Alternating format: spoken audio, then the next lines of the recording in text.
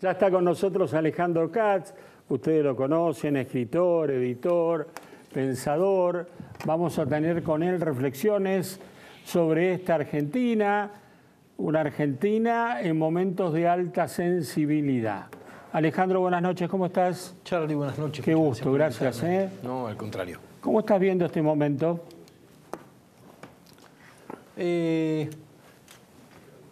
Lo estoy viendo confusamente. No es que el momento sea confuso, sino que yo lo veo confusamente.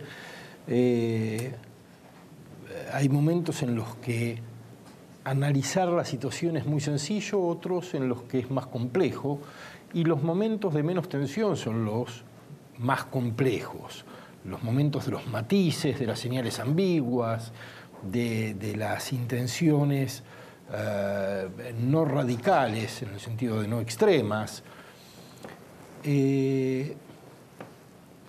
Se discute mucho si el gobierno tiene un proyecto o no lo tiene, si tiene que tenerlo o no tiene que tenerlo, y entre el extremo, si imaginamos esto de tener proyecto como una larga línea, en un extremo tenemos la política municipal, ¿no? Cloacas, cordón, cuneta, y en el otro extremo tenemos los grandes enunciados kirchneristas o de...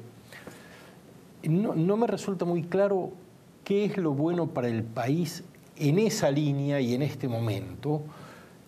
De lo que sí estoy seguro es que no es ninguno de los dos extremos de esa línea lo que es bueno para el país, y en algunos momentos tengo la impresión de que el gobierno está muy entusiasmado con un discurso municipalista, con un discurso... Bueno, este es el discurso de Macri en el Congreso. En alguna medida digo, ellos lo dicen es, que es la agenda de la gente, pero bueno, también tiene lo que vos decís. Lo es. También hay que decir que hay otra parte de ese discurso que es la agenda de género, la agenda sobre el aborto, es decir, una agenda de derechos civiles muy importante, que también está presente ahí. Ahora, ¿por convicción y por necesidad? Bueno, poder contestar a eso exigiría que yo supiera qué pasa en la cabeza de Macri.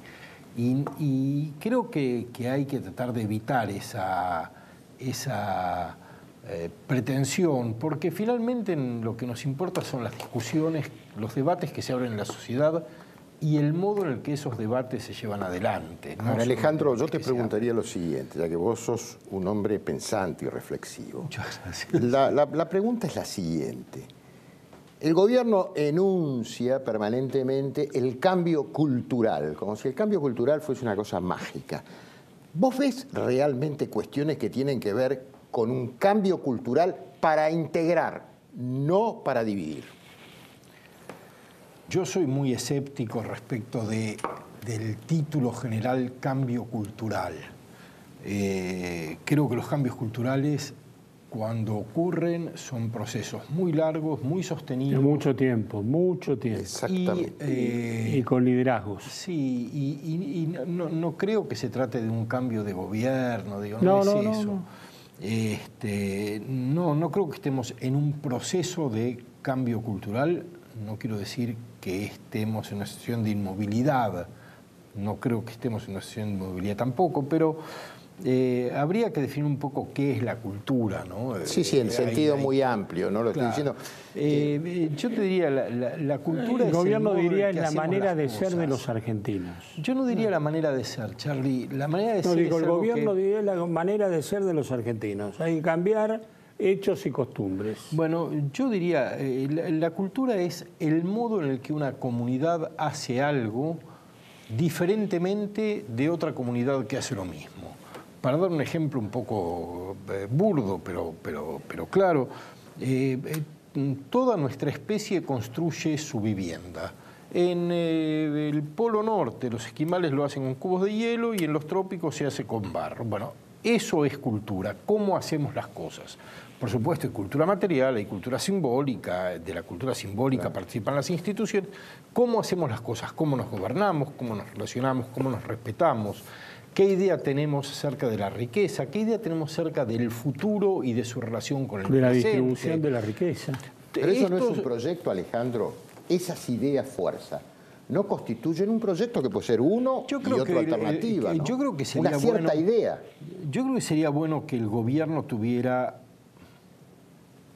expresar su idea de la sociedad, porque no creo que no la tenga, creo que no la expresa. Exacto. Y cuando el gobierno la expresa, no resulta claro si no la expresa porque es una idea que no va a aglutinar simpatías cuando es enunciada. ¿Puedo decir algo? Sí. Creo que es eso. Bueno, es posible que sea eso, pero entonces... Creo que es eso. Pero entonces Macri está es un irritado, hago un esfuerzo, nos rompemos la cola y encima nos insultan en la cara, está enojado. Bueno, ahora, yo creo que el gobierno está introduciendo algunas transformaciones que pueden ser importantes, algunas en relación con el periodo inmediato anterior, quiero decir, restituir la pluralidad en el juego político, me parece que es una ganancia indudable, es decir, salir de un proyecto con voluntad hegemónica, etcétera. Un proyecto que eliminaba a los partidos políticos, por ejemplo. Por ejemplo. Ahora, creo que el gobierno tiene una idea del capitalismo que no le está funcionando muy bien, que si le funcionara bien sería un capitalismo bastante restringido en términos de los actores que puedan participar de él, lo cual es problemático porque un capitalismo restringido es un capitalismo que expulsa o que empobrece. Estás hablando de concentración. Estoy hablando de concentración, estoy hablando de una lógica de un capital muy intensivo en algunos sectores de actividad.